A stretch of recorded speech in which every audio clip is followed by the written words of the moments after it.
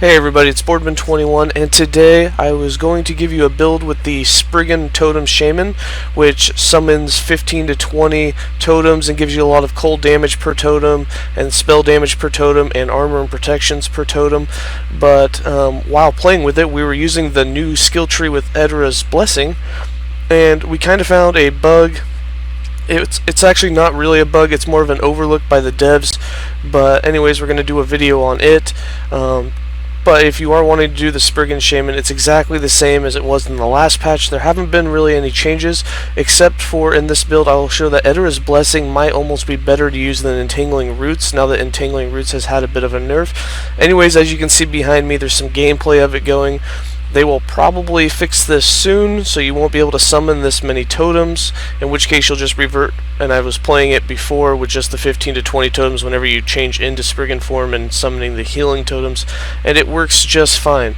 But with that said, as you can see right now with how it is, and in game if you played right now how it is, you can get up to 100, 120 totems depending on how much mana you have to spend, and you're healing yourself while you're doing it, and you have healing totems everywhere, and you're getting a massive amount of damage. I think we got up to like 2,000% cold damage at one point, and we had almost 20,000 of each protection except for armor, which was just crazy. It was like 96% damage reduction of everything, and all you do is run around and cast it for super cheap. With that, I'm going to show you how this is set up, and then in the end of the description I will have a link to the other build, which just has the normal Spriggan form. Alright, so going over the skills really quick, we're using Ice Thorns, Summon Thorn Totem, Edra's Blessing, Avalanche, and Spriggan form. So in Ice Thorns, we are running 1 point in Anemophily, 1 point in Thorn Shield, 2 points in Bark Shield, 4 points in Bulb Shield, 3 points in Ritual Briar, 5 points in Thorn Shaper, and we have 3 points in Shamanistic Fury. And what this does is we get more hit damage from Ice Thorns per active totem, and since we have like 50 totems, you get like 500 to 600% more damage, which is just absolute crazy right now. It's broken, but you still want to run this even when you're not doing that, because we'll have like 15 to 20 totems when this build is not broken, and so you get 60% to 70% more damage. Then for Thorn Totem, in Thorn Totem you want the max duration, you want them all cast at once, so we have 3 points in Forested Expanse, 4 points in External Forest, 1 point in Grove Mind, 4 points in Memories of Edera, 3 points in Venom Tipped Thorns, 4 points in Rotten Core, and 1 point in Ice Thorn Totem, which will change your totems from a poison chance to a chill chance with duration, so you'll chill all your enemies. And this is just for Thorn Totem, not the healing totems. But you also get the Poison Cloud on Totem Death at 100%, so you get 4 clouds of chill, so you'll chill all the enemies. And you're summoning the Thorn Totem whenever you get hit. There's like a 10% chance. We'll get into that. It's an idle. But this is really nice for chilling all the enemies so they attack you slower. Then in Edra's Blessing, we have 2 points in Ardent Touch, so that we can put the 4 points in Binding Heal. And this heals us for 60% of the base heal amount whenever we heal a companion.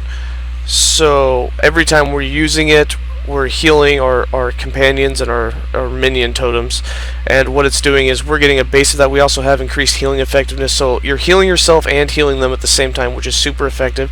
Then we have 1 point in Armor and Protections to give that to whoever we cast it on, 4 points in Increased Healing, so that we can put the final point when we level this up in Edra's Blessing heals over time, so that you can get it as an over the time effect, over 4 seconds. When you're casting it a bunch, the healing kind of stacks up quite nicely.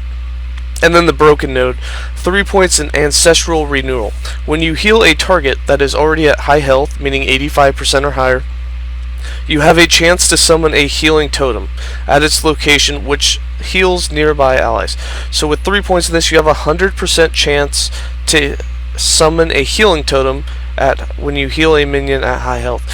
Now that doesn't seem like a big deal, but it is, because there's no cooldown on this skill, which means you can just constantly summon healing totems. Now that by itself wouldn't be a big deal, but when you go to Spriggan form and you give healing totems the Thorn Totem Tree skill, so 1 point in Spike Totem makes it so that your Healing Totem uses the Thorn Totem skill tree, and in your Thorn Totems you have the max amount summoned all at once. It means you're getting 5 Healing Totems every time that you use that on a minion on high health, and that's how we're just spamming 5 of them out constantly.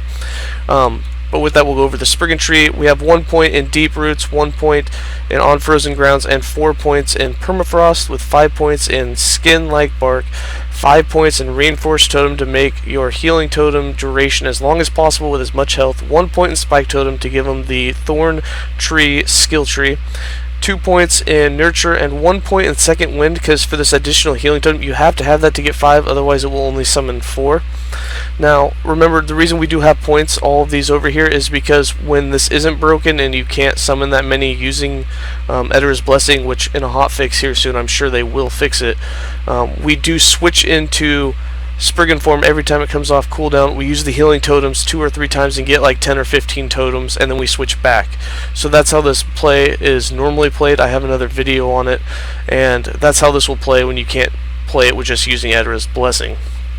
And then for Avalanche, we have 1 point in Mountain Peak, 1 point in Precision, 1 point in Wild Path, 4 points in Naturally Occurring, 4 points in Unyielding Storm, 1 point in Hailstorm, 3 points in Explosive Impact, 2 points in Unpredictability, 2 points in Mountain's Fury, 1 point in Frost, and that is all the points. And Avalanche is a cast and forget, so we have it unchanneled, we have it to we cast it, and it has a 10-second cooldown. It also lasts for 9.6 seconds, so it's a cast and forget, and it's cold damage, it's spell and cold damage and attunement. And because in our passive tree, which we'll go ahead and get to, the main thing for damage is you're going to have this increased spell damage per active totem, and then for idols you have increased cold damage per active totem. So when we spit all these totems out, you're getting a massive amount of cold and spell damage, and that's allowing for you to have major damage. Like we're hitting for like 5 and 6k crits.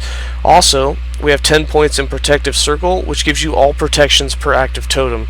So we get 50 protections per active totem, and we have 50 to 100 totems active at all times, and that goes up by, we also have the Solo Companion, our bear here, so we get 50% of that increased, and it's a huge amount of defenses, but we'll go over all these passives real quick. So 20 points in Primalist, we got 5 points in Natural Attunement, 1 point in Gift of the Wilderness, 2 points in Hunter's Restoration, 5 points in Tempestborn, 4 points in Wisdom of the Wild, 1 point in Thornbond, 1 point in Rotbane.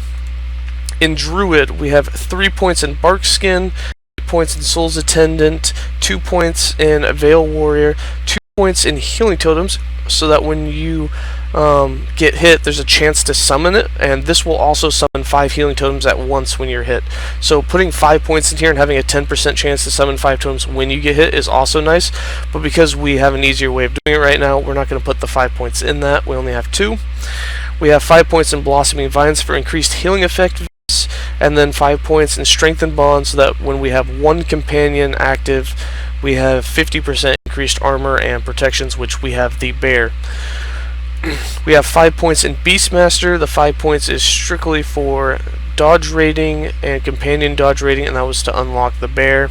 And then in Shaman we have 51 points. We have 8 points in Shamanic Infusion, 2 points in Ancestral Endurance, 3 points in Windbringer, 5 points in Hailbringer, 5 points in Shattered Heavens, 1 point in Silent Protector, 1 point in Earthen Supremacy, 2 points in Rune of the Awe, 2 points in Hurt's Path, and then like I said, the 10 points in Protective Circle for all those armor protections, 1 point in Element Shrines, and then 6 points in Ascendant Circle for that increased spell damage per active totem. For items, we just went completely defensive. We didn't know until we were actually in this arena run that this was going to happen, because we weren't even using Edira's Blessing, we were actually using Roots, and then I just wanted to try it, and we found this. So as long as this is left in the game, or until next patch, or until the next hotfix, you don't need to go as defensive. You can actually do whatever you want. You could do minion life or minion damage. You could do whatever you want, since your protections are basically taken care of from the totems. But in this build, on our things, I'm going to go over it all real quick. We have 100% Glancing Blow. We actually have 150% Glancing Blow, but we also have over 100% Critical Strike Avoidance, and we're sitting at 600 health.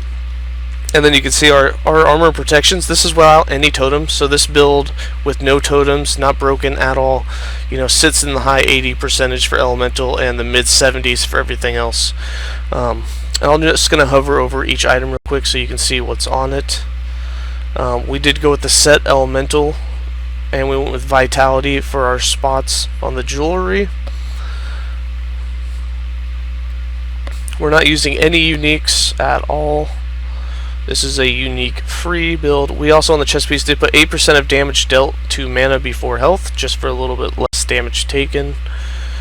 That's all of it. And then for our idols, we have 7% chance to hit to summon a thorn totem. So when we're doing hits with Avalanche, it'll summon our thorn totems automatically for us. That's why it's not on our skill bar.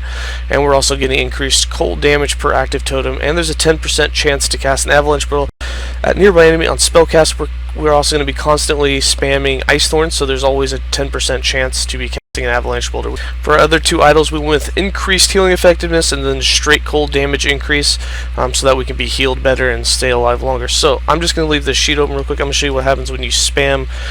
So the way you would run this is we have our Ice Thorns on autocast and we have our Avalanche on autocast. And we don't even need to transform into Spriggan anymore. You're just going to start spamming healing totems, and that's all you have to do. Spam them. Keep your mana kind of full so that it can pull the other two. Avalanche is going to be your main source of damage. It can hit for up to 10k crits with this many totems. You can see our armor protections are just crazy high, and if you get into our damage, we have 1500% spell damage. We have 2200% cold damage, and that's why we hit. Let's see how high we can actually get it here. I'm running out of room.